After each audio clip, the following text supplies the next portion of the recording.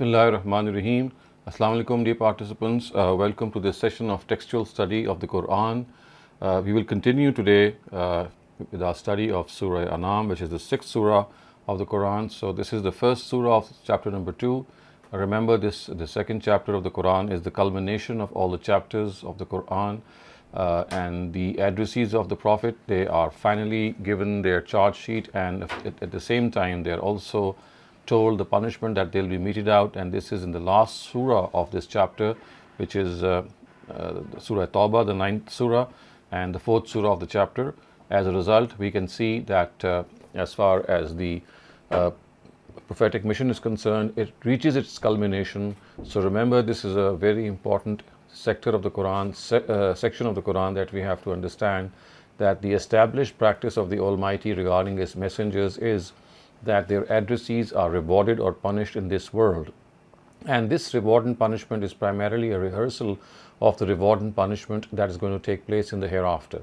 So in the life of every messenger, a lesser day of judgment ensues, and this reminds people of those times of the greater day of judgment. And because of the fact that these details are enshrined in the Quran, so it becomes a abiding reminder for all those who come after the times of the Prophet. So remember, this practice of punishment is solely related to the lives of the Prophets, because it is the messengers, in fact, amongst them who are given this authority that they explain the religion of God in its ultimate form, so that no excuse is left with the deniers. As far as the content is concerned, it shines bright. It is something which dazzles with the shine and the brightness of the midday sun, and there is no a chance of any people or any person misunderstanding it. And that is why precisely when people deny it, the Almighty says that this denial is not because of any confusion or any lack of clarity. It is because of arrogance, and this arrogance is punishable in this world. So this is the theme of the Quran, the subject matter of the Quran, and it reaches its culmination in this chapter, whose first surah we are studying. So we will continue our study of this surah, which primarily addresses the Quraysh and marks them for their misdemeanor, and tells them that the polytheism that they are indulging in is something that they should reconsider, because they have no proof for it. So we will be starting off with certain verses which tell us that as far as eating is concerned, it has to be something that must always begin in such a way that the animal which is slaughtered must have been slaughtered in the right way, and that is that it must be slaughtered in a way that the name of God has been pronounced at the time of slaughter, because this pronouncement actually gives the person who slaughters the permission to take the life of an animal. Without this permission, the life of an animal cannot be taken. Such is its sanctity. So the words are, فَكُلُوا مِمَّا ذُكِرَ اسْمُ اللَّهِ عَلَيْهِ إِن كُنتُم بِآيَاتِهِ مُؤْمِنِينَ وَمَا لَكُمْ أَلَّا تَأْكُلُوا مِمَّا ذُكِرَ اسْمُ اللَّهِ عَلَيْهِ وَقَدْ فَصَّلَ لَكُم مَّا حَرَّمَ عَلَيْكُمْ إِلَّا مَا اضْطُرِرْتُمْ إِلَيْهِ وَإِنَّ كَثِيرًا لَيُضِلُّونَ بِأَهْوَائِهِمْ بِغَيْرِ عِلْمٍ إِنَّ رَبَّكَ هُوَ أَعْلَمُ بِالْمُعْتَدِينَ. So you people should not pay heed, and if you believe in His revelations, then without any hesitation eat animals that have been slaughtered by pronouncing the name of God. And why should you not eat from things on which God's name has been pronounced, even though He has detailed out in His book what He has regarded as forbidden to you, with the exception that you are compelled to eat something. In reality, most people without any knowledge spread erroneous concepts through their innovations. Your Lord knows full well these who exceed the limits. So when it is said that you people should not pay heed, this is actually a comment on what was said in the earlier verses, and that is the Prophet should not pay heed to the propaganda these people had launched against the reforms initiated by the Prophet himself. So this propaganda was that they would say that he was making lawful things which were unlawful ever since the times of their forefathers like Abraham and Ishmael to be lawful. And these things that they were saying, the Quran says they are mere conjecture that they are following. The religion of Abraham and Ishmael was the same as the one that has been presented to them today by the Prophet. And after being cleansed from the stains of polytheism and religious innovation, it is being presented before them. So the fact that it is said in kuntum bi ayatihi mu'minin, which means that if you believe in his revelations, this is a very pertinent insertion, and these words are emphatically sounded to them and also have an element of warning. And they actually imply that only God has the right to regard things as lawful or unlawful. It's the prerogative of the Almighty. No human being has been given this authority to regard something as lawful or unlawful. Even the prophets of God, they do not have this authority. And if this right is granted to someone else as well, then this will mean that he is being given a share in the rights of God.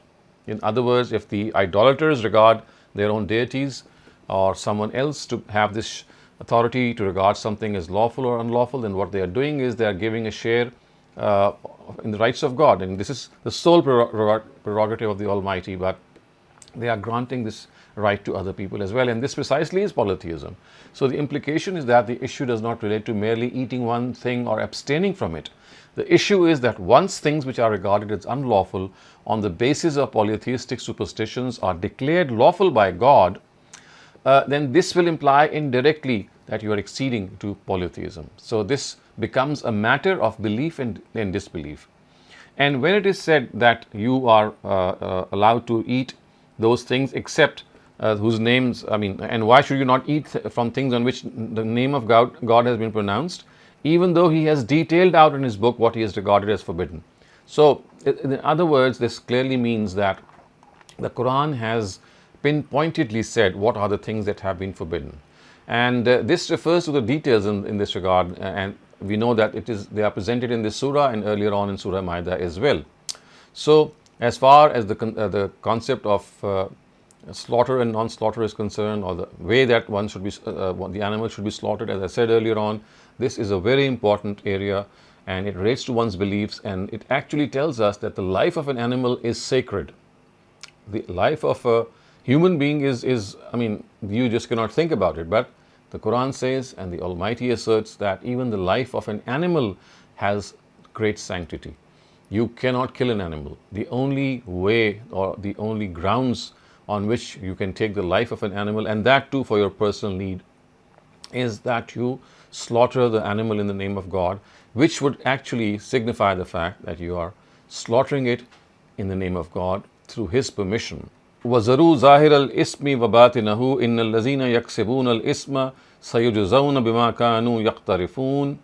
This means that leave aside both the outer and the inner aspect of this sin. Those who commit this sin shall soon be punished for this earning. So remember, as far as the fact is concerned, that this sort of punishment or this sort of sin has to be avoided, then the Quran says that this is because of the fact that as far as polytheism is concerned, it has an inner aspect and it has an outer aspect. So the sin which is being referred to here is not a general one, it is the sin of polytheism. So one aspect of polytheism is to regard someone to be God's associate in his being, attributes and rights. A second one is its manifestation and forms like idols, divining arrows, and the specific things which the Arabs regarded to be prohibited, like the Bahira, the Saiba, the Wasila, the Ham, which has been detailed out in the Quran. So they are practical forms of polytheistic belief. Obviously, both have a deep relationship with one another.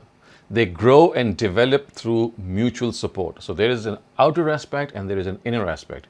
And precisely for this reason, if a sin is to be totally rooted out, both its essence and its manifestation need to be rooted out. So the outer aspect is the form and the inner aspect is the essence.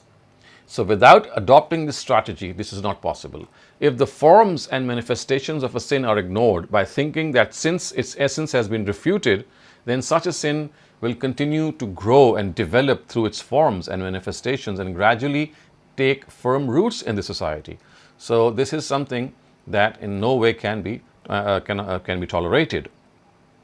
And then it is said, وَلَا تَأْكُلُوا مِمَّا لَمْ يُذْكَرِ اسْمُ اللَّهِ عَلَيْهِ وَإِنَّهُ لَفِسْقٌ وَإِنَّ الشَّيَاطِينَ لَيُوحُونَ إِلَىٰ أَوْلِيَائِهِمْ لِيُجَادِلُوكُمْ وَإِنْ أَطَعْتُمُوهُمْ إِنَّكُمْ لَمُشْرِكُونَ. Never eat from those animals, however, which have been slaughtered without pronouncing God's name, and bear in mind that this surely is open defiance. And be on guard that devils are suggesting their agents to fight with you in this matter also, and be cautioned that if you obey them, then undoubtedly you will end up as polytheists. So clearly, as you can see, that this is once again repeated here, that you should not eat anything unless it is slaughtered in the name of God. And then it is said, of course, that this is fisk, innahu la fisk, which means that this surely is open defiance. And this actually shows that an animal which is slaughtered in someone other's name than the name of God is open defiance. It is equally prohibited, and it has to be understood that this is fisk. And why exactly is it called fisk? So firstly, every act which is begun without taking God's name, and Bismillah Allahu Akbar, which is the takbir which is pronounced at this time, is devoid of His blessings. It is essential to pronounce His names while benefiting from any of His favors, whether they are big or small. So one thing is that the name of God must be taken at the beginning of every routine. And secondly, as I've just pointed out, it is a requirement for the sanctity of life, for the sanctity of a life of an animal, that the name of God be pronounced at the time of slaughter. Life is sacred, whoever it may belong to. Had God not given us the permission, it would not have been allowed for us to take the life of even an animal. It is only at God's behest that we have this right. Personally, I have said this a number of times, that had I not been given this right in the Quran, and had I not read this permission in the Quran that I can eat the meat of an animal slaughtered in the name of God, and these animals have been created for human beings, probably I and many of us would have been vegetarians, because we would have thought that why should we kill an animal for our own joy and pleasure? So it is essential that we pronounce His name whenever we take the life of an animal. And if His name is not pronounced, or if it is pronounced together with someone else's name, or merely someone else's name is pronounced, this will violate the sanctity of that animal's life as well as that of the Creator's life. Another thing is that this shuts the door to the wide path of polytheism. Those who have studied the history of religions, they know that it is an animal sacrifice that vows and offerings are always made, and they have a significant impact in the role of worship rituals. So as a result of this significance, they receive great impotence in polytheistic religions. Nations who become religiously enamored with the deity, they try to win its pleasure through animal offerings and sacrifice. So you see, in polytheism, vows and offerings in the name of the deity that people worship, that occupies a lot of importance. The challenge of Satan mentioned in the Quran, in which he threatened to lead away mankind, also alludes to this way of misguiding them. So he said that in order to mislead mankind, he will do these and these and these things with them, so that they will do certain religious innovations and they would be dependent on these religious innovations. So in order to close all these doors that lead to polytheism, Islam has forbidden animals to be eaten unless the name of God is pronounced on them at the time of their slaughter. And if this is not done, then not only it is a wrong act in itself for the animal to be consumed, it is also something that, as the Quran has said, it is open defiance. It is something that is called as fisk. And then, as you can see, the Quran also says that وَإِنَّ الشَّيَاطِينَ لَيُوحُونَ إِلَىٰ أَوْلِيَائِهِمْ لِيُجَادِلُوكُمْ وَإِنْ أَطَعْتُمُوهُمْ إِنَّكُمْ لَمُشْرِكُونَ. And obviously, when it is said that you have to be on guard with these devils, that they might, waylay you in any of these forms, then the purport of the Almighty is that these devils, they have their, they have all the leverage that they can muster to lead away mankind. But we know that the Almighty on several occasions has said in response to this challenge that Satan and his accomplices can try as hard as they can, but they will not be able to lead people who attach themselves to God. And so when it is said that be on guard, that devils are suggesting their agents to fight with you, وَإِنَّ الشَّيَاطِينَ لَيُوحُونَ إِلَىٰ أَوْلِيَائِهِمْ لِيُجَادِلُوكُمْ. So what does this mean? It actually means that they are trying to urge people to raise a hue and cry, which they themselves are raising on hearing that some of the things that they regard as unlawful are actually lawful.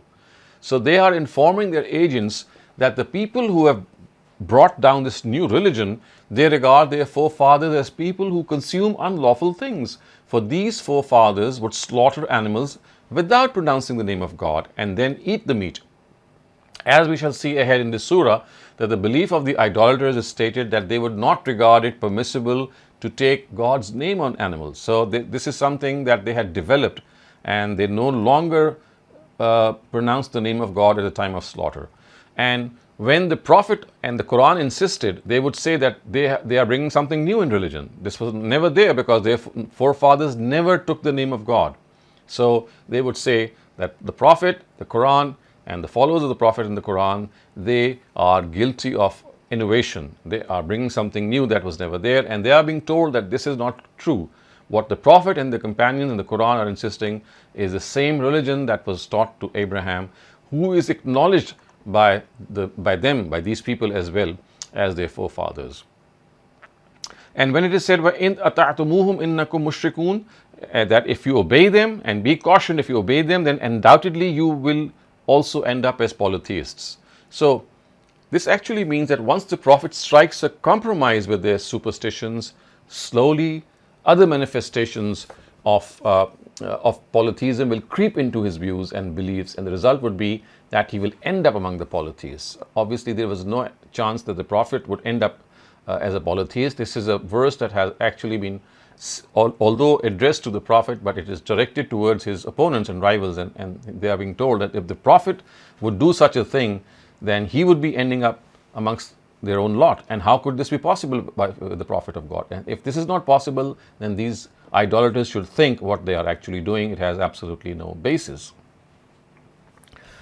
أَوَمَنْ كَانَ مَيْتًا فَأَحْيَيْنَاهُ وَجَعَلْنَا لَهُ نُورًا يَمْشِي بِهِ فِي النَّاسِ كَمَنْ مَثَلَهُ فِي الظُّلُمَاتِ لَيْسَ بِخَارِجٍ مِنْهَا كَذَلِكَ زُيِّنَ لِلْكَافِرِينَ مَا كَانُوا يَعْمَلُونَ.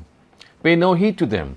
Can the person who was dead, then we raised him to life and gave him a light with which he is walking among people, be similar to a person who is in layers of darkness from which he can never emerge? The deeds of these disbelievers have been made to seem fair to them in this way. And then وَكَذَلِكَ جَعَلْنَا فِي كُلِّ قَرْيَةٍ أَكَابِرَ مُجْرِمِيهَا لِيَمْكُرُوا فِيهَا وَمَا يَمْكُرُونَ إِلَّا بِأَنفُسِهِمْ وَمَا يَشْعُرُونَ.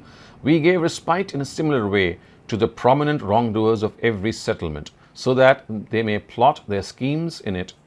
They only plotted these schemes against themselves, but were not aware of this.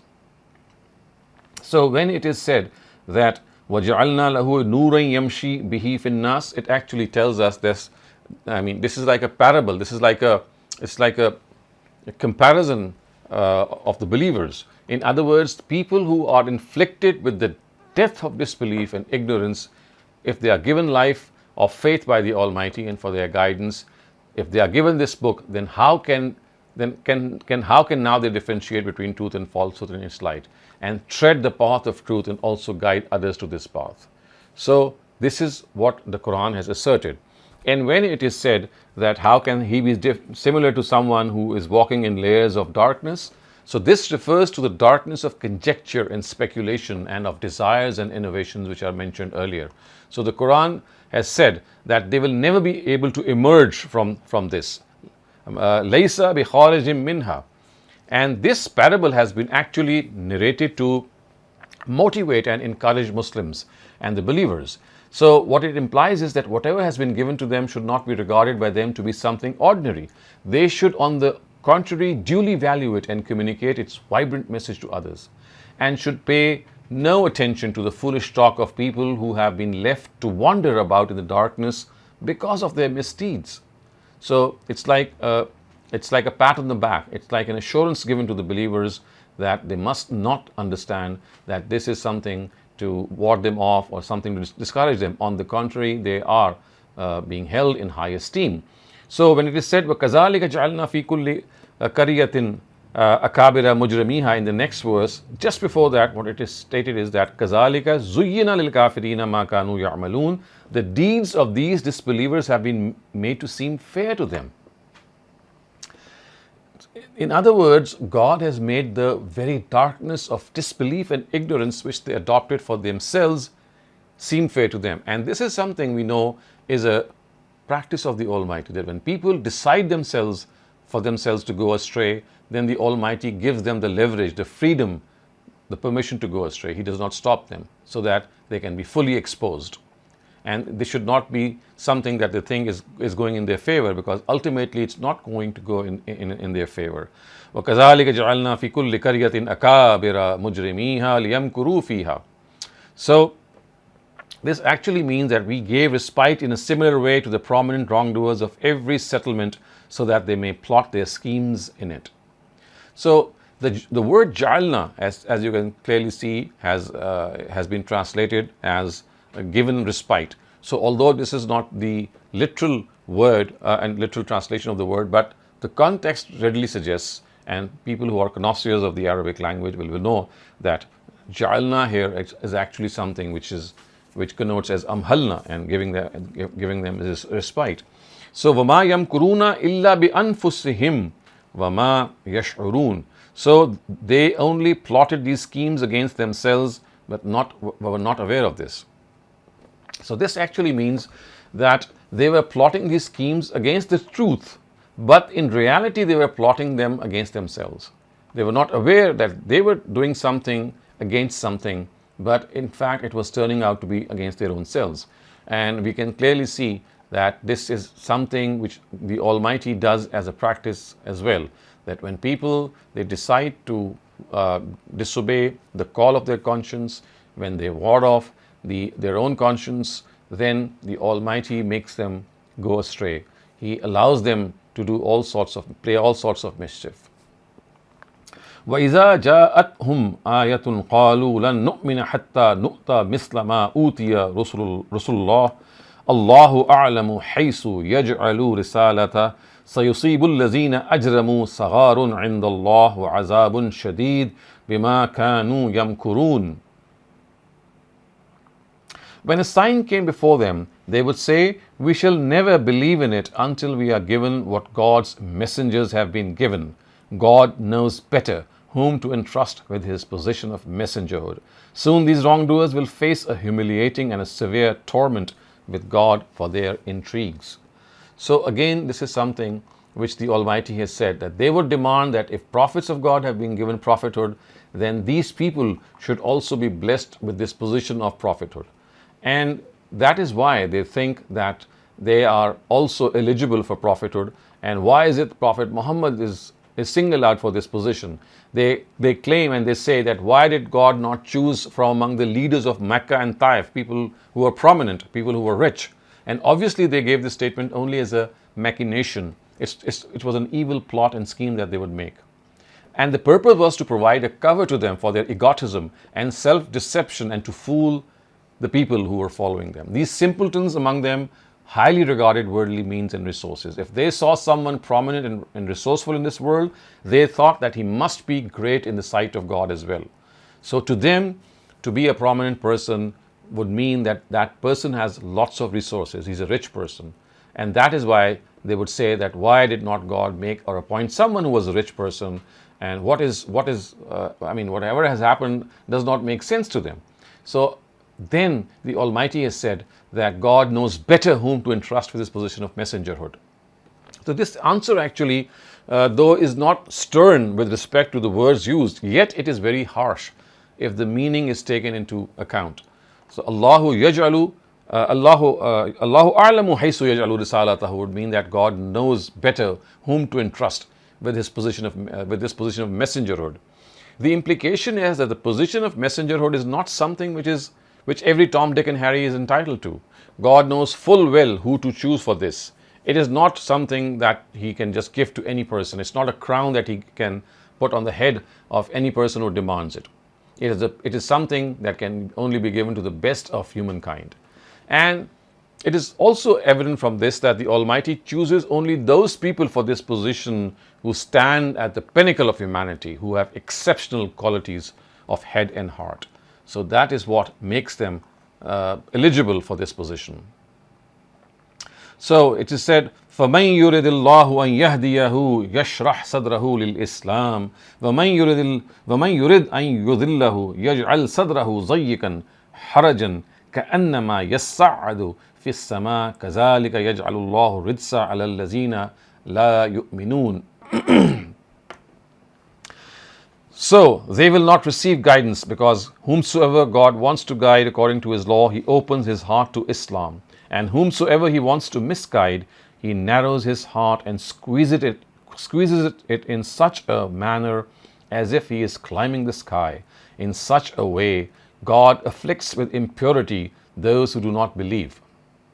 So you can clearly see that as far as guidance is concerned, and the fact that He is going to guide a certain person, this is based on a certain law, and this law has been explained in the Quran on a number of occasions, that only those people will be guided by God who are true seekers of guidance and who spend their lives trying to find out what true guidance is. And people, on the other hand, who have no value for guidance and who spend their lives in evading this guidance, shall never be guided by God, and He will let them go astray. And when it is said that God is going to inflict impurity upon such people, it actually means that the layers of disbelief and polytheism that cover their hearts and minds have become a hindrance for them to accept the truth. Leaving their cherished things and religious innovations and accepting the clear and straight way of Islam, it becomes hard for them, it becomes difficult for them. This actually means that God has deprived them of the urge to seek guidance. They have earned this for themselves. When they have gone astray, God makes them go astray. فَلَمَّا أَزَاغُوا أَزَاغَ اللَّهُ قُلُوبَهُمْ. The law of the Almighty is that He opens the way to Islam for only those who are pure and who cleanse themselves from such filth and spend their lives as seekers of the truth. And this is an established practice of God of guiding people. He never changes this established practice. And remember, you have to earn the guidance of God by showing your yearning, by showing your quest, and by showing your thirst for the truth. وَهَذَا صِرَاطُ رَبِّكَ مُسْتَقِيمًا قَدْ فَصَّلْنَا الْآيَاتِ لِقَوْمٍ يَذَّكَّرُونَ لَهُمْ دَارُ السَّلَامِ عِنْدَ رَبِّهِمْ وَهُوَ وَلِيُّهُمْ بِمَا كَانُوا يَعْمَلُونَ. In reality, this path is the straight path of your Lord. To clarify it, we have explained our revelations to those who pay heed. As reward for their deeds is a house of peace for them with their Lord, and He is their guardian. So this house of peace that we can clearly see, earlier it was stated that soon these wrongdoers will face a certain punishment. Now this sentence is exactly in parallel to it. It's like a very common feature of the Quran that whenever the fate of the wrongdoers is depicted, right after it the fate of the righteous is also presented. So in other words, contrary to the fate of the wrongdoers, the fate of the obedient will be that God will be their companion and they will live forever in the house of peace and comfort, actually of course referring to paradise. So lahum darus salami inda rabbihim, that this is the house of paradise, this is the place of peace and comfort that they are going to live forever. وَيَوْمَ يَحْشُرُهُمْ جَمِيعًا يَا مَعْشَرَ الْجِنِّ قَدِ اسْتَكْثَرْتُم مِّنَ الْإِنسِ وقال أولياؤهم من الإنس ربنا استمتع بعضنا ببعض وبلغنا أجلنا الذي أجلت لنا قال النار مثواكم خالدين فيها إلا ما شاء الله إن ربك حكيم عليم. Bear in mind the day when He will gather all these wrongdoers. He will then say, O group of jinn, you have led away many from mankind.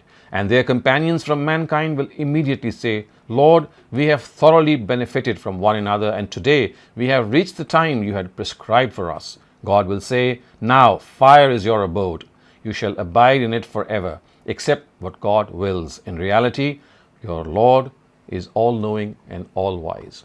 So, as you can see that the very beginning of this verse, when it says that bear in mind the day when He will gather all these people. So, it in other words means that whether they are from jinn kind or humankind, the Almighty will gather all of them. And they must not think that in any way they will be let to go scot-free. And when it is said, Ya Ma'shar al-Jinn, that, O group of jinn, you have led many away from mankind. Now this is a statement in reference to Iblis, Satan, that is mentioned also at other places in the Quran. So remember, he had claimed that very few people from the progeny of Adam would remain secure from his onslaughts, and the Almighty will find most of them to be ungrateful.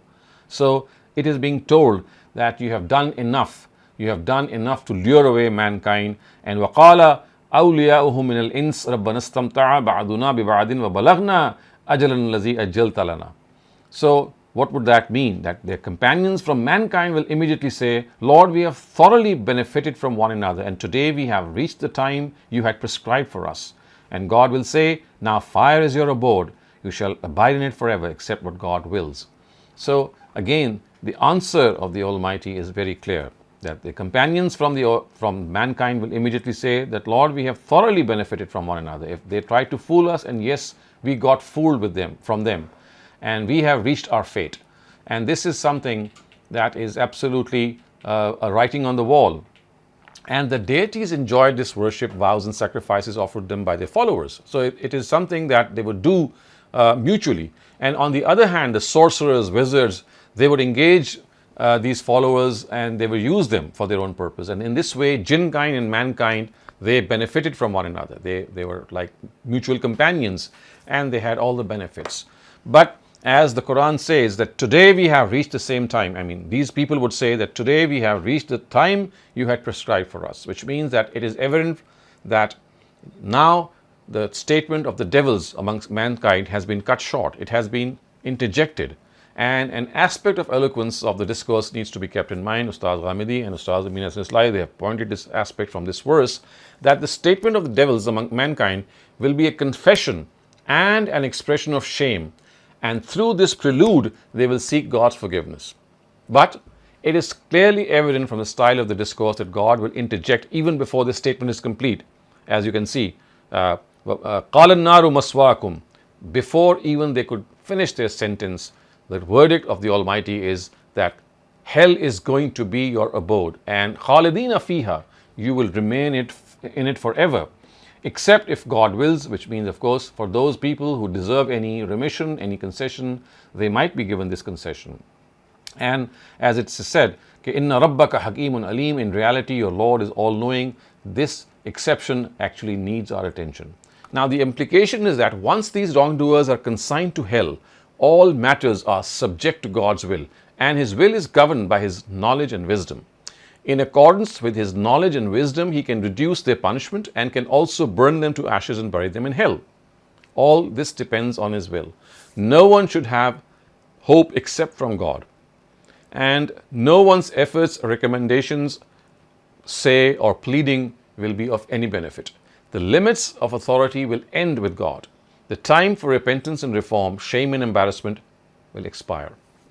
The only thing that shall be left will be God's will, and He knows the secrets of His will. He is able to accomplish, come what may, whatever He intends. So remember, if God is going to forgive people, yes, that is a possibility, but this forgiveness is not something that a person should bank upon, because that again is something which will be governed by God's wisdom and His will. So, وَكَذَلِكَ نُوَلِّي بَعْضَ الظَّالِمِينَ بَعْضًا بِمَا كَانُوا يَكْسِبُونَ.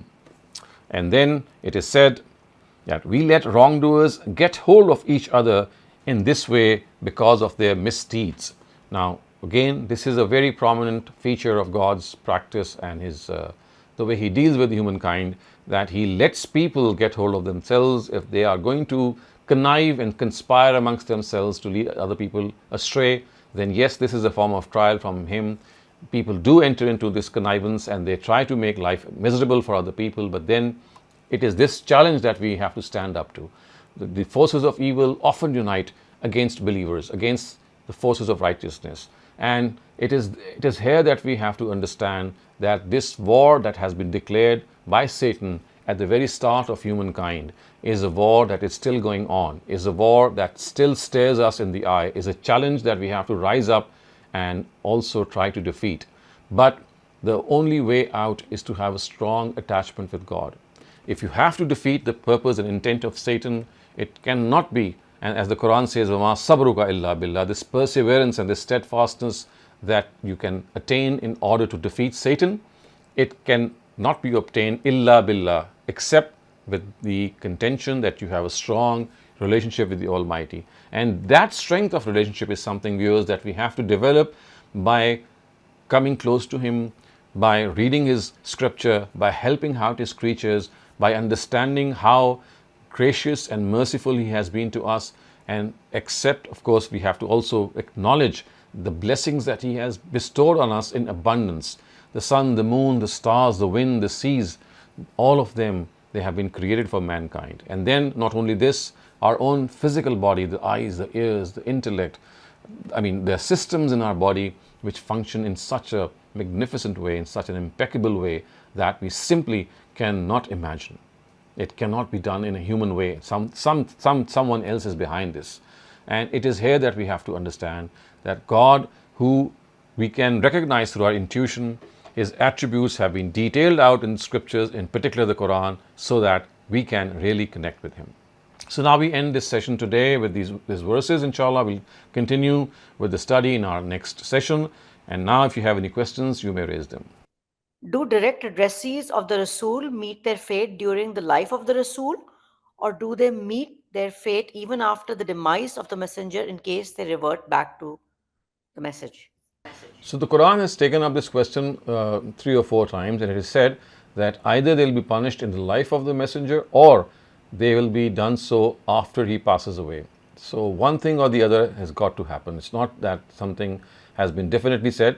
At times this punishment will be completed right before the eyes of the messenger, and at times it will be done after him, as is the case with Prophet Muhammad. For example, in his case, a very large part of the punishment, of course we know that at the very end, his own nation professed faith. So a very large part of the fate of his nation, it was before his eyes. But as far as the other countries are concerned, to which he wrote letters and about whom the fate was left still in the balance, was something that he could not have witnessed, because he passed away before that actually happened, and the Sahaba were entrusted with that job. So, as I said, this is, it could go both ways. But the thing that we have to understand is that even if it takes place after the demise of a messenger, it takes place because of the work that he has already done in his own lifetime. It is not something that other people are left to accomplish. The other people, or the rest of the people, or the Sahaba, or the companions of a prophet, they just finish off what a prophet of God has started. Okay, thank you, Dr. Saleem. Ammar Rasul, please ask your question. I see that you're not being able to raise your hand. Ji, Assalamu alaikum. I want to know if I can be heard. Yes, you can be heard. Go on. All right, thank you. Dr. Saab, I wanted to ask a question which is similar to the first one, but it is slightly different. I wanted to ask, is there any other major prophet whose nation was punished according to the law of Itmam Hujjah by his own hand? Most of the examples that come to mind are by natural calamities, or in case of Hazrat Isa's case, it was by the Romans that the punishment happened. But in case of major prophets, or even a minor one, is there an example where we find that we don't have any specific example? It is the prophet's example is the most pertinent. But yes, in the case of Moses also, we know that some of the punishments that were given, although they were given at the behest of God, but they happened through the staff of Moses. Okay, sir. So my question is, why is that God specifically created this situation for Hazrat Sallallahu Alaihi Wasallam? Because then he gets this reputation of being the only warrior prophet, so to speak, that the people who did not believe in him were punished by the sword, and this gives Islam a warrior-like or a war-like kind of a reputation, that either you will meet the sword or you will profess faith, and these are the only choices that you have. Well, this is a question that ultimately you need to ask God Himself when you meet Him, inshallah. But as I said, this is something that we are at the receiving end, and we need to understand that He could have done this earlier on with previous prophets also, but He chose not to do it. And surely there must be some wisdom. And as far as I can gauge that wisdom, it is that regarding the earlier prophets of God, very few prophets of God were effective in the sense that they could win over enough companions with which they could migrate to a place where they could actually establish their political authority. So if you start off with Prophet Noah and the nations of Ad and Samud to whom Saleh and Hud were sent, and then of course Shoaib and lots of other prophets, you'll find that very few of them were able to actually infiltrate in the quagmire of polytheism in which these nations have been stuck. So the extent of polytheism that had gone into them was so deeply rooted that even prophets of God could not find any inroads in them. And it seemed that over a period of time, after Jesus had passed away and 500 years had passed over him, and it was Prophet Muhammad who arrived on the scene, it seems that if you look at the historical part, you'll see that a very large part of his nation actually professed faith in him. It's like a flip of the coin. And earlier nations, you'll find a very large part of them actually denying their prophet. Here you will see that almost every, you can name a couple of people, 2 or 3 of them have been named in our historical sources, that they were the ones who were not forgiven. Otherwise, all the nation, everyone, the Quran says, يَدْخُلُونَ فِي دِينِ اللَّهِ أَفْوَاجًا, that people accepted faith in multitudes. Hardly any blood was shed, except for 3 or 4 people.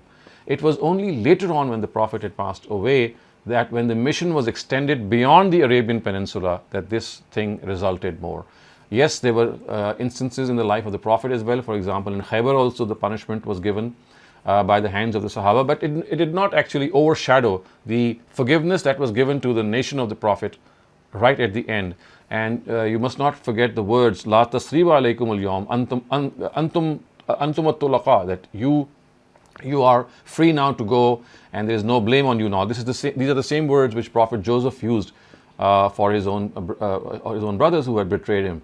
So the Prophet had this honor that almost all of his nation professed faith, and it was only when he had passed away that when the Sahaba were left to deal with the rest of the Byzantine Empire and the Sassanid Empire, which is the Persian Empire, that this happened. Otherwise, if you look at the other side, you can clearly see that, contrary to the previous prophets of God, he is the only prophet in whose own life, almost every person who belonged to his nation professed faith. So that's a very powerful answer. Very quickly, if I can ask you, is this Quranic point of view or Allah's point of view that you have 2 choices basically, does this not go against the Quranic injunction of that there is no compulsion in religion? Like at one end, the Quran is saying that you are free to choose your religion, there is no compulsion in this, and on the other end, the Quran is saying, you have 2 choices only. You see, we have to understand the context of this freedom of choice. This freedom of choice does not relate to the fate. It relates to the fact that whatever you choose is on your own hands. The punishment is something that is, you're not being forced to accept something. You're not being forced to accept or reject something. That is something of your choice. But whatever your choice is, it's going to have consequences. So when it is said, La ikraha fid din qad tabayyana rushdu min al-ghayy, it actually means that God is not going to force down the guidance that He has sent with His messengers down your throat. It is your own choice. If you wish to end up in disbelief, okay, it's okay with you. I'm not going to force you. But remember, this disbelief is going to have consequences, and those consequences are ones regarding which you yourself will confess, as we know from the Quran, that yes, I deserve this. Thank you, Dr. Saleem. I have another chat question. Is Iblis jinn? Yes, yes, he's the jinn and he's the devil as well. You see, his name is Iblis, and Iblis has been named variously in the Old Testament. He's been called, and the New Testament, he's been called Mephistopheles, he's been called Beelzebub. So these are all his ancient names, and in the Quran he's been called Iblis, and Iblis is the same as Satan. And the Quran has specified Kana min al-jinn, that he belonged to the genre of jinn. So he was from among the species of jinn. Okay, so the question continues and says, because in the Quran some places it says jinn, some places it says devil, angel who transgressed. Wherever it says devil, wherever it says devil, the word is shayateen or shaitan. Everywhere the same word has been used. So I think the person who is asking this question should just look up the original Arabic. The same word, it's just a question of translation. At times it is it is Satan, and at times it becomes a devil. So the devil and Satan are the same person. Okay, thank you, Dr. Saleem. Shabnam, please ask your question.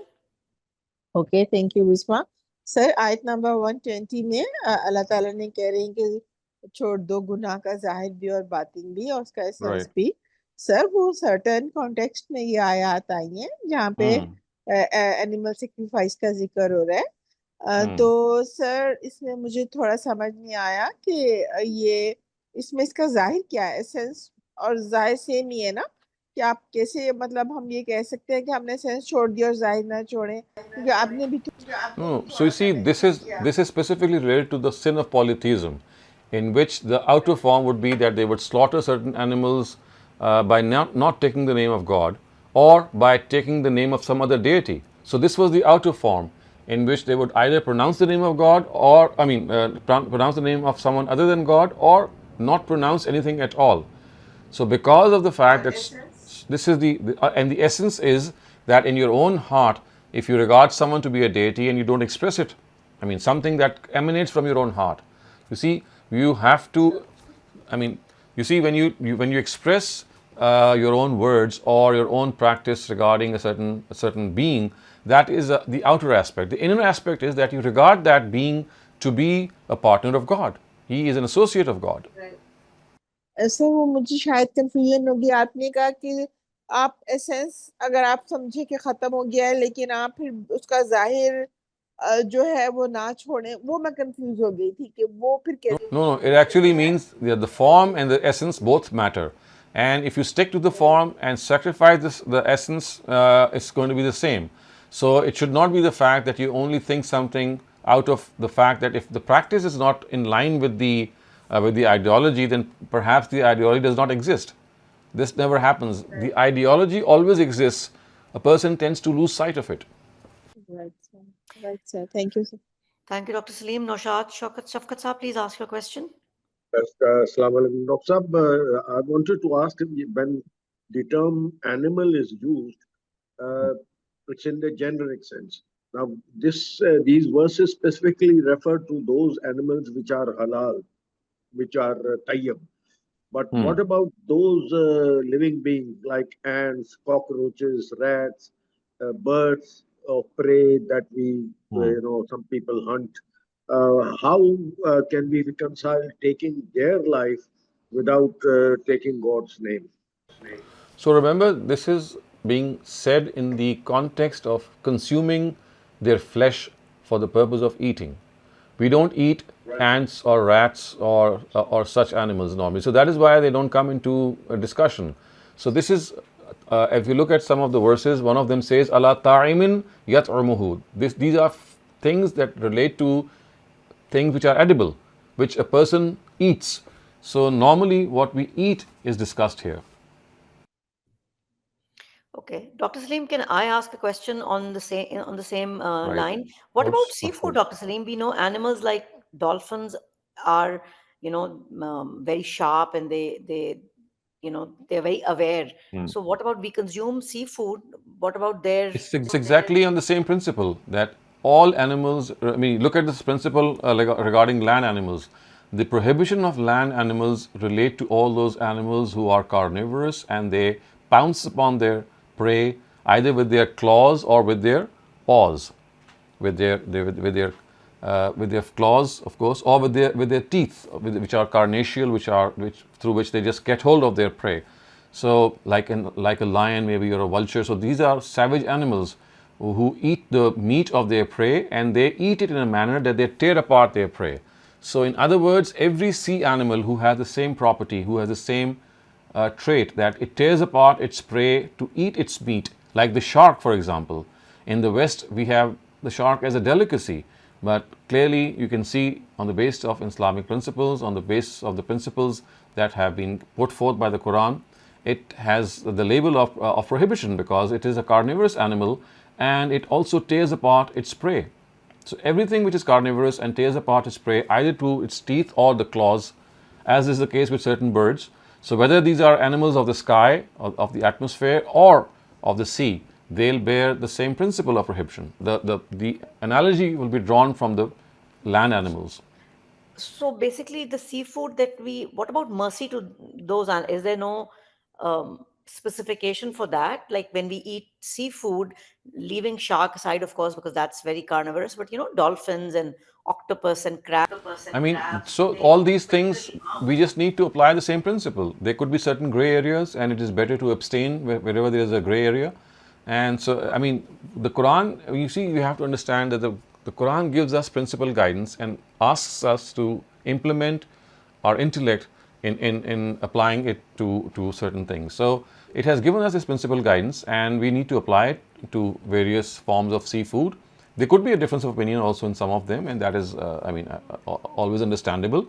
So that is how the Sharia works. It gives us the principle and it asks us to apply that principle. And even if it's a wrong application, as long as it's not done for convenience sake or because of some other personal interest, even if a person makes an error, the style of the Quran is that the Almighty would always forgive such a person, because he was not lenient to himself or herself, or he was not doing it out of any personal interest. It was an ijtihad, it was an application which could have been correct or which could have been incorrect. Okay. Osama, please ask your question. Assalamu alaikum, sir. My question is, in the West, we have sometime a restaurant who's frying non-halal meat, and they fry the fish in the same oil. So there's a debate going on in the community, Muslim community, that whether the fish is halal or not. So what's your take on it? Again, I think this is a debate that it should be settled on a personal preference basis. We should not be very finicky about it.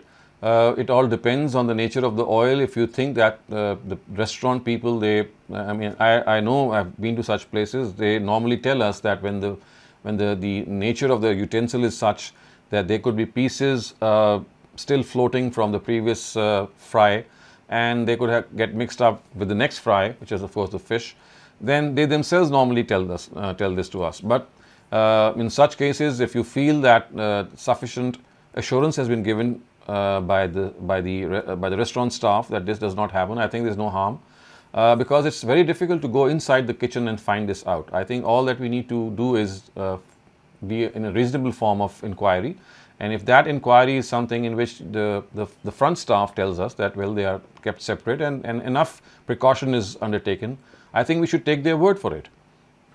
All right, thank you, sir. Okay, Dr. Saleem, I have another question. What about prawns? Are they considered scavengers? Well, I would not give any verdict. I would just ask you to look at what the principle is. You see, there are so many forms of prawns, there are so many forms of lobsters and crabs. I would not go into details. All I would like you to do is apply this, that the animal itself should not pounce upon, should not tear apart its prey and eat the meat of that prey. You just apply this, look up that particular prawn that you're trying to eat or being served, and see what its habitat is and what are the habits that it has. So if the concept is that it should not be animals or carnivores that tear something apart, then obviously if you eat that can affect your bodily functions over a period of time. What difference does it make if the oil is mixed or not? Because that way you're not really, things like that, if the same oil is used or the same pan is used, what difference does that make? Because you're not being affected by it, right? Yes, actually, what actually bothers people is that at times when you fry something like pork in a frying pan, there could be that some parts of some portions of that fried piece might still float in the oil, and when you bring something new like a fish loaf or something like that, it might just get stuck into that and get fried with it, and you might end up consuming it. So this is a point of concern which many Muslims have. Thank you for that, Dr. Saleem. I do not have any more questions pertaining to the passage, so if you want to move to the idiomatic translation. Okay, so now we start off with the literal and idiomatic translation, starting off with verse 118. So the words are, فَكُلُوا مِمَّا ذُكِرَ اسْمُ اللَّهِ عَلَيْهِ. Therefore, kulu, eat mimma from among zokira, mentioned Ismullah, the name of God, alayhi, upon it. So literally it would mean that eat from that which has upon which the name of God has been taken. in kuntum, if kuntum you, bi'ayatihi, regarding his verses, mu'mineen, believers. So if you are believers of God's verses, then you must eat after the name of God has been taken on an animal. Wa and ma, not lakum, or wa, ma and ma is actually what? Lakum, to you. Allah, that not. Ta'kulu, you eat. So why is it that you not eat? Mimma, from among. Zukirasmullahi, on which the name of God has been taken. Alayhi, upon it. Wa and kad, indeed. Fassala lakum, has been detailed upon you. Fassala lakum would mean something that has been given in tafsil, or given in detail to you. Ma, that. Harrama alaykum, what he has prohibited upon you. Illa, except. Ma, that. Usturirtum ilayhi, to which you are compelled, which means that you have no choice but to eat it. Wa and inna, indeed, kathiran, a lot of people, of course, it is implied. Layudhilluna, they lead astray. Bi'ahwa'ihim, with their wishes or with their desires. Bighayri ilm, without any knowledge. So this is how you can see it has been literally put forth. Otherwise, idiomatically, clearly you can see that وَمَا لَكُمْ أَلَّا تَأْكُلُوا would mean that why should you not eat from things on which God's name has been pronounced? So in other words, earlier it was said that you should not eat from things on which God's name has not been pronounced. Then it is said, why should you not eat from things on which God's name has been pronounced, even though He has detailed out their list in the book? Except of course, illa mazdurirtum ilayh, that you are pushed into something, you're forced to do something, you're compelled to do something. And then of course it says, inna, indeed, rabbaka, your Lord, huwa, he, a'lamu, knowledgeable, bil mu'tadeen, regarding people who are transgressors. Indeed, your Lord is one who knows those who are transgressors. Wa and zaru, leave. Zahir al-ism, what is the outer aspect of sin? Wa and batinahu, its inner aspect. So leave the outer and the inner aspect of sin. Inna, indeed, allazina, those who yaksibuna, earn al-ism, sin. Sayujzawna, soon they shall be punished.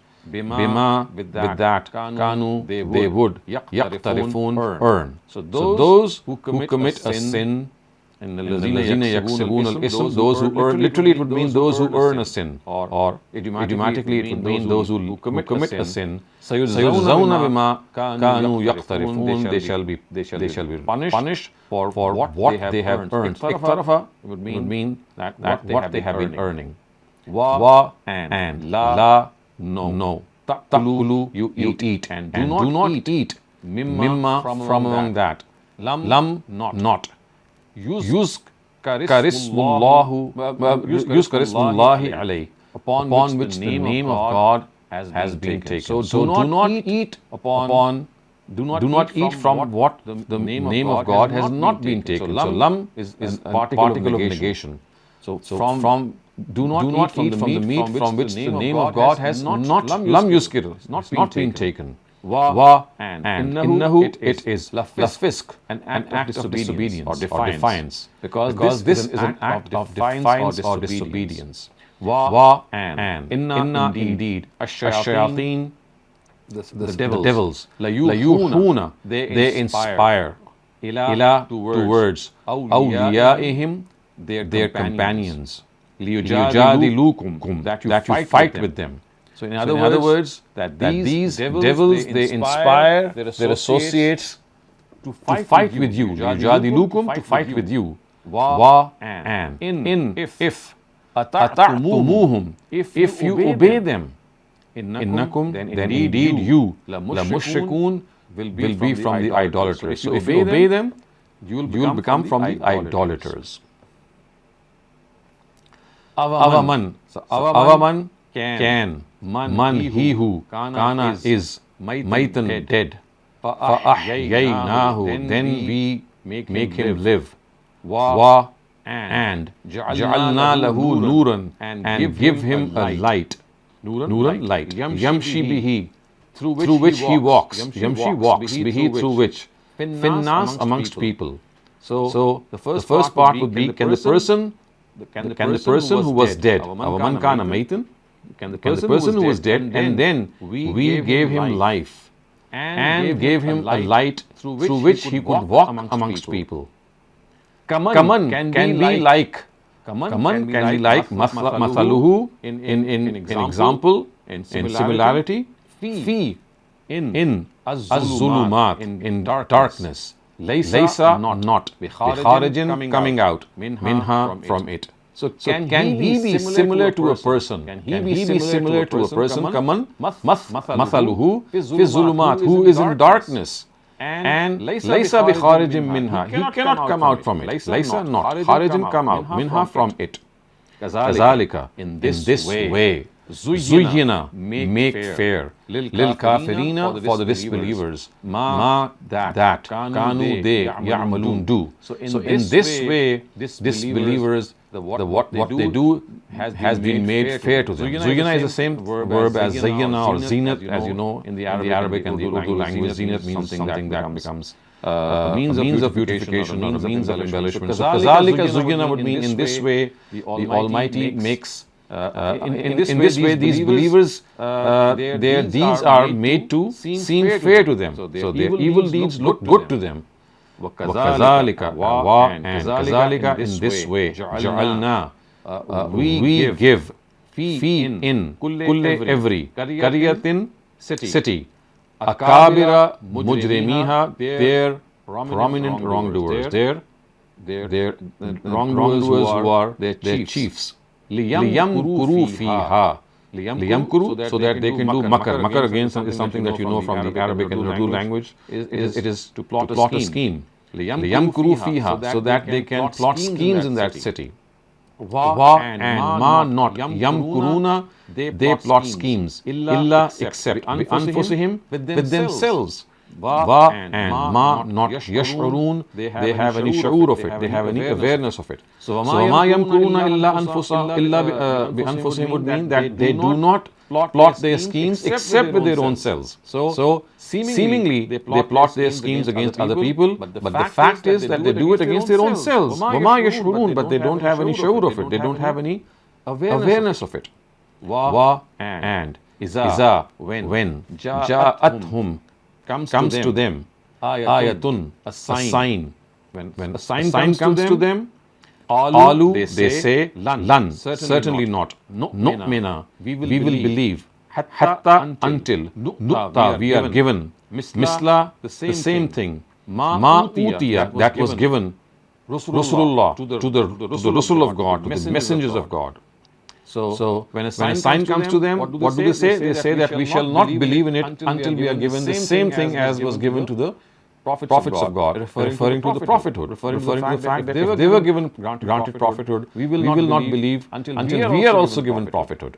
Allah a'lamu haythu yaj'alu risalat. Allah, God, a'lamu is knowledgeable, knows haythu where, yaj'alu, he places, risalatahu, his messengers or his own message. So the thing is that God knows where to put his message. This is what it literally means. And idiomatically it would mean God knows very well that who is worthy of being given messengerhood. He does not give it to any Tom, Dick or Harry. The person who actually deserves it is the one to whom God gives it. Sa, as we all know, is a particle that actually describes the fact that something is going to occur very soon. Sa yusibu would mean very soon it will happen. Allazina, to those, ajramu, who are wrongdoers, sawarun, that they will be humiliated in the law before God. So very soon the wrongdoers will be humiliated before God. Wa and azabun shadid, and there will be a very grave penalty for them. Bima, because kanu, they, yamkurun, they plotted. So because of their connivances and plotting, they will have great or stern punishment for them. Fa, therefore, man, he who yurid intends, Allah, God. Faman yuridillahu, and that would mean for he whom God intends. Faman, he who Yuridillahu, God intends, an that Yahdiyahu, He gives guidance to him. Yashrah, He satisfies Sadrahu, his heart, lil Islam, towards Islam. So literally it means for he who God intends, He guides in the form of satisfaction of heart for Islam. But idiomatically it would mean that the person who God wants to guide, He makes his heart satisfied on Islam. وَمَنْ يُرِدْ, and for he who wants أَنْ يُذِلَّهُ, to misguide, يَجْعَلْ صَدْرَهُ زَيِّكًا, يَجْعَلْ makes صَدْرَهُ, his heart. The word sadr actually means your chest, but whenever the Quran speaks of the chest, it actually refers to the heart. So وَمَنْ يُرِدْ, and for whoever he wants to, أَنْ يُذِلَّهُ, to lead astray, يَجْعَلْ, He makes Sadrahu, his heart, Zayyikan. So Zayyikan means that he tightens the heart, which other words mean that the heart becomes dissatisfied. It gets tightened. Harajan. So harajan means that it is as if it gets squeezed and it gets lumped in one place. Sadrahu Zayyikan Harajan, which means that the heart gets tightened and it gets gripped. And what is the example of this? It is as if ka'annama, as if. Yassa'adu means climbs, as if he climbs. Fis-sama, the heavens. So just as it becomes very difficult for a person to climb the heavens, in a similar way, a person who God wants to lead astray, what does he do? يَجْعَلْ صَدْرَهُ زَيِّكًا harajan. He makes his heart tighten and he makes his heart as if it is squeezed in one place. In other words, his heart does not receive any satisfaction. كَذَلِكَ, in this way, يَجْعَلُ اللَّهُ, Allah makes الرِّجْسَ, filth, عَلَى الَّذِينَ, upon those not yu'minun, profess faith. So in this way, God actually strikes his filth upon those who do not believe. That is the literal meaning. Otherwise, idiomatically, it would be that God actually afflicts his impurity, Rid's impurity, on those la yu'minun, who do not believe. And haza, this siratu rabbika, the path of your Lord, mustaqima, straight. So this is the path, this is the straight path of your Lord. Qad, indeed, fassalna, we have detailed out al-ayat, our revelations, liqawmin, for a nation, yazzakkarun, who want to be reminded. So we have detailed out our signs for a nation who wants to be reminded. Lahum, for whom, them, Darus Salam, the house of peace. For them is the house of peace. In the Rabbihim, with their Lord. With Rabbihim, their Lord. And Huwa, He. Waliyuhum, He is their Wali. He is their friend. Bima kanu, because they ya'malun, what they did. So he is their friend. He is their Wali because of what they did. وَيَوْمَ يَحْشُرُهُمْ جَمِيعًا, and Yawma, the day, Yahshuruhum, He will gather them, Jamia, all. So remember the day when He will gather all of them. And then of course, what will He say? He will say, Ya Ma'shar al-Jinn, Ya, O, Ma'shar, group, al-Jinn, of Jinn. Qad istaksartum min al-ins, qad, indeed, istaksartum, you have led away many, min al-ins, from humankind. So the Almighty will say to the jinn that, O jinn, or O jinn kind, you have led astray many from amongst humankind. And Qala, say, awliya'uhum, their associates, minal ins, from among the humankind. So their friends or compatriots from among humankind, they will say, what will they say? Rabbana, O our Lord, istamta'a ba'duna ba'dan. Istamta'a would mean that we benefited. Ba'duna, some of us, bibad, with others. So, O Lord, some of us benefited from others in some way or the other. And balaghna, we reached ajalana, we reached our death. or our period. Allazi, that was ajjalta lana, that you had fixed for us. We have benefited from one another, and now we have reached the death that you had prescribed for us. Qal, he would say, An-nar, hell, maswakum, your abode, maswa, abode, kum, your, An-naru maswakum, hell is your abode. Khalidina fiha, you will remain in it forever. Illa, except, MashaAllah, except if God wills. So you shall stay in it forever, except if God wills. Inna, indeed, Rabbaka, your Lord, Hakim, wise, Alim, knowledgeable. So indeed, your Lord is wise and knowledgeable. Wa, and kazalika, in this way, nuwalli ba'da zalimina ba'dan. Nuwalli, we grasp ba'da zalimina, some of the wrongdoers, ba'za, with others.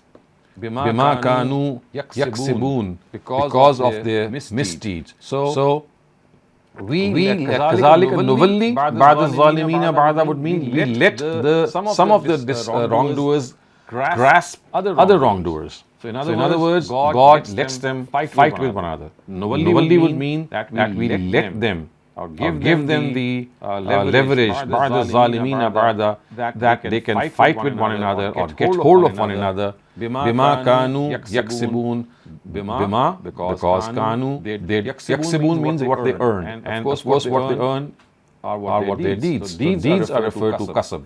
So because of the fact that what they have earned, we let them get hold of one another. So this completes our literal and idiomatic translation. We'll begin with verse 130 inshallah next week, and now you have time once again for your Q&A. Shubhana Ansari, please unmute your mic and ask your question. Doctor साहब ये हर्ज हमारा उर्दू का हर्ज और हरजन ये No. दूसरा अरबी का है, इसमें डिफरेंस है? Yes, there is a difference. So haraj means, I mean, you can say that the word Urdu haraj has stemmed from the same Arabic, but in Arabic it actually means some hindrance, something that stops you from doing something. And that is precisely why when it comes into the Urdu language, it has this shade of meaning. But in Arabic, it is as if you say that something becomes impossible, something grips you, something squeezes you, something makes your path difficult. Anything that causes difficulty is called haraj. और लयूहून जो है वो वाह्युन से है या ये अलग? Yes, from wahi, from to awha, to inspire, to send a brain wave, to reveal. Sir, this word Khaliduna for the heaven and hell, Ustad Ghamidi has an opinion that hell will not be eternal. So what's the reason for that? You see, his view is based on verses which are from Surah Hud, and they say illa masha rabbuk. He does not say that it is not eternal. What he says is that it is not essential to think that it is eternal. And because the words in Surah Hud are that ma damat as-samawatu wal ard, as long as the heavens and the earth sustain, as long as they are, except if God wills. So this exception tells us that if God wills, He can just destroy people totally, and they can just become obliterated. And some of them, maybe He just does not continue with that. Enough punishment is given to them, and then they are taken out from hell. But he doesn't have the same opinion for the heaven. I think. No, because heaven is a promise, is a place of reward. The words which are used in Surah Hud are very similar for heaven and very similar for hell. But because of the fact that it's a place of pleasure and it's a place for that people will relish, so there's no reason to say that it's going to end. I appreciate it, sir. Thank you. Noshad, Shafqat Saab, please ask your question. Yes, Dr. Saab, just a follow-up on what I asked earlier. What about the other living beings? For example, we tread on ants or we kill cockroaches deliberately. What does... You see, animals which cause any nuisance or harm, we have the right to kill them. I mean, there could be ants which are, maybe they bite you and they create some some problem. Otherwise, there are other issues or other instances in which you are not trampling on ants deliberately. It just happens. For example, when you are walking on grass, you might be killing some animals or small insects which are living in the grass. Similarly, when you're walking on a road, so that is something that you're not doing intentionally. But what you do intentionally is, for example, you kill a lizard, or you might kill some animal which is dangerous, and that is also fine. And then, of course, there are gray areas in which you just kill animals because you think that they are causing nuisance, like, of course, flies or mosquitoes, and they do cause nuisance and they also spread disease. So I think that it all depends what you are doing. But the law of qisas, or the law of taking the life, is mentioned in the Quran from two angles. One, when you kill a human being for any reason, and two, when you kill an animal which is meant for eating. So these are the only two instances which the Quran covers. Either you kill a human being for whatever reason, or you kill an animal and the purpose of killing that animal is to consume its meat. The rest has not been covered by the Quran, and of course it's left to our own common sense and practice that obviously we would not kill animals which are harmless, and if we end up doing that, at best it can be regarded as a unbecoming act, and so on and so forth. Thank Thank you you, very Dr. much. Saleem. I have a question too. What about killing animals when people do it for nazar and for sadaqah? Does that fall in the same bracket, or do we? You see, when you when you slaughter animals, when you make vows and offerings, the purpose is that you slaughter that animal and you distribute it to the poor people. So again, that is a purpose that is perfectly okay. You are killing an animal to consume its meat, and mostly it is done to distribute it towards people or amongst people who cannot afford them. So basically, there is truth to that concept that that God will, whatever is hindering us. So because people do it, uh, if they feel that there's something that's not going right in their life or whatever, so that is something they can do and they must do. I mean, that is again a commonplace misconception. They think that if they are struck by a calamity, then maybe sacrificing a goat is something that's going to ward off that calamity. That's a common misconception. That does not happen the way we have been told. You see, what we have been told is that whenever we are struck with a calamity, maybe some things are going wrong financially, or maybe disease is coming, or it could be anything that we find that we are being stuck in, then the way is to attach ourselves to God, to come closer to Him. This could be through the prayer, this could be through fasting, this could be through sacrificing an animal. So these are acts that we can do to come near the Almighty, or try to come near to Him. These are acts of worship, or these are acts of piety. So it's not like a prescribed thing that as soon as some calamity strikes you, you start slaughtering animals. It does not happen that way. As soon as a calamity strikes you, you try to come closer to God by maybe communicating with Him through the Quran, through a nafil prayer maybe, or maybe slaughtering an animal. So these are things that can take you closer to God and hence win His pleasure. So they are not like a hotline that as soon as you do certain things, then God is going to ward off the calamity that has been struck upon you. That they have their own principle. God strikes you with calamities or with trials in order to test you, in order to bring the best person out of you, in order to make you realize maybe that at times you have committed some mistakes. So all these are other aspects of wisdom that we need to understand. It's not like a mechanical thing that here comes a calamity and there comes the animal to be slaughtered. Got it. Thank you, Dr. Saleem. So Ammar Rasool Saab has a question that he wants to ask. Ammar Saab, if you want to keep that question a little short, go ahead and ask your question. Thank you. Thank you, Dr. Saab. I wanted to ask this question regarding occult practices or powers of certain people and their satanic or polytheistic nature. And I wanted to ask a personal question. And sir, I would appreciate your guidance on the matter.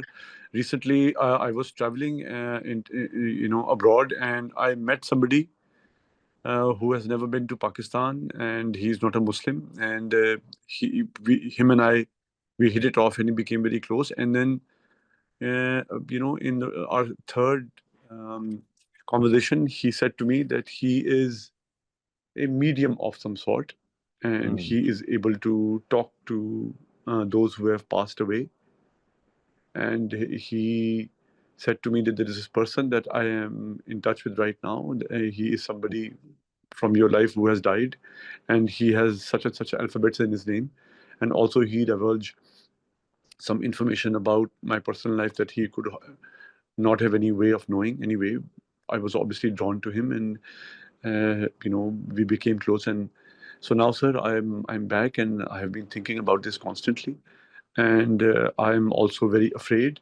Generally speaking, the way that I was brought up to think about such matters is that if such a person does exist, and even locally in Pakistan, in Lahore, I have heard that such people do exist who are able to have this information about you, about your personal life, about your love life. And it is usually believed that these people have muakkals, or they have jinns under their control, and through these jinns they are able to get this information about people. And so I had the same thought about this person. But I'm also afraid, what if the intentions of this person are not good? Maybe he is into black magic or other black arts. And obviously, all of these are subjects that I have very little knowledge of. I lead a very simple life. I need your guidance on what to do. Should I sever all contact? Should I speak to him about what I think is going on at his end? What should be my reaction to his approach towards me, that he wants to remain in touch, be a friend, find out more about my life? Thank you, sir. So, a couple of things that might help you. First, we know from the Quran that as far as people who pass away, their souls, they are consigned to the land of Barzakh. And the Quran actually says that Barzakh is like a barrier. The literal meaning of the word Barzakh in Arabic is barrier, something which is like a curtain which stops someone from crossing over. So the Quran has made it clear that once the spirits or the souls of people are taken away, they are consigned to the land of Barzakh, and they cannot cross back in this world. So the first thing that we can say with certainty on the authority of the Quran is that whatever he's talking to, or whichever things that he is talking to, there cannot be the people that have lived before us or who have passed away, because regarding them, the Quran has made it clear that their spirits or their souls cannot come back in this life. And this is a very common misconception that people have, that they think that at times if they go to their graves, or if they call them out, then they might be near them. There are many people who give us this impression. They say that I find my mother's soul roaming around in my house and I feel very close to her. And a number of things, a number of impressions like this you might have heard. So all these are basically psychological, I would say, happenings that people get. But regarding mediums, or regarding people who claim themselves to be mediums, well, one thing that has to be absolutely clear is that they cannot be the souls of the dead. But yes, there could be other forms of beings that we cannot see. And we know that the jinn, of course, are one of those category, or one of that category of beings that do have their existence. The Quran talks about them, and it also tells us that they cannot. I mean, we cannot see them, but they can see us. So, in all probability, he would be talking to some jinn, maybe, or a jinni, either of the two. And what exactly do they do, and how exactly they get hold of them, and how can they become their subservient? We know that from the Quran that Prophet Solomon had been given this authority from God, that he could control these miscreant jinns. And in fact, the temple that he built, Solomon's temple, was built through these jinn. Many of them were employed for work. So this is one instance that we know from the Quran, that Prophet of God was given authority on the jinn so that he could use them for some purpose. We know that the Quran says, Bannaun wa Ghawas. Not only would they build animals, but they would also buildings, but they would also dive deep down and bring forth treasures of the sea. So this is something that we know regarding a prophet of God. But how much these people know, and what exactly they do with these spirits, if we want to call them spirits, of course, not referring to human spirits, but referring to the jinn and the jinnis, I cannot say with certainty, because you see, this is the topic which has not been covered in the Quran. It's, as you yourself has said, it's an occult science. And occult science is a science that cannot be taught in a university, or it cannot be instructed in a classroom. It is something that passes on from one person to another as a personal knowledge, and it goes on and on. So all that we can say with reasonable certainty is that in the time of Solomon, if you recall from the Quran also, there was a lot of sorcery and wizardry and witchcraft going on. So the Almighty, in order to counter wizardry and witchcraft, He sent down two of His angels, Harut and Marut, which are mentioned in the Quran, and they were given a certain discipline of knowledge. And they would teach these people this discipline, and they would say that this sorcery and this wizardry that is going on today, and people are bothering you, this is a knowledge that we have been given by God, and you can counter and you can sort of defeat this wizardry through this knowledge. And they would say, Innama nahnu fitnatun fala takfur, but this knowledge that we are giving you is like a double-edged sword. It can kill other people and it can kill yourself as well, because such is the nature. So you have to use it wisely. And people would normally use it to cause a bifurcation between a husband and wife, and they would do it in a negative way. So these angels warned them. So what we can say is that many of these, many of the people who claim that they have this knowledge of with the spirits maybe, or they can talk to them, or they have people who are such beings who are subservient to them, it is perhaps the remnants of that knowledge which was revealed to Harut and Marut, and it was passed down from one person to another, and a lot of nonsense was mixed up in it. There was some truth to it, but a lot of falsehood as well was mixed up with it. And today people who are called mediums or wizards or people who belong to this category, so they have that remnant of that knowledge that was given to Harut and Marut, but not in its pure unadulterated form. We have it mixed up with so many other things. So we have black magic, we have voodoo, we have witchcraft. So all these things, they are from the dark side of the world. They are from Satan, as we know, and about them we just cannot have any certain knowledge. So all that we can say reasonably, that yes, there is some knowledge that exists, and it could be the remnants of the knowledge that was given to people in the times of Solomon by Harut and Marut, and in some form it has come down even today to many nations of the world. But what exactly it is and how exactly does it work, personally I cannot say with certainty, because the more you know about it, the more you know that you know nothing about it. It's a lot of conjecture and speculation.